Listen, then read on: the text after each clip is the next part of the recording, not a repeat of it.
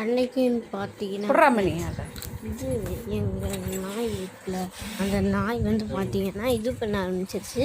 அதாவது எங்கள் வீட்டில் ஒரு பழைய பூனை இருக்கும்.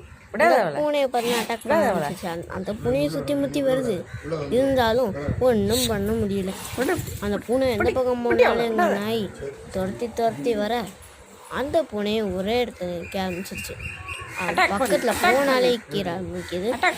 அதனால அவன் என்ன பண்ணான், கடைசியில் நீங்களே பாருங்க, அட்டாக் பண்ணுடா மணி பொறுமையாக இருந்து பாரம்பரியம் பாட்டு விட்டுருக்கான். அது சிப்பி பாரு நினச்சிருந்தானா அப்பயே போட்டு தள்ளியிருக்கலாம், ஆனால் விட்டுருக்கோம். இந்த நல்ல மனசுக்காக ஒரு லைக் போட்டு விட்ருக்கேன் ஃப்ரெண்ட்ஸ். பாய்.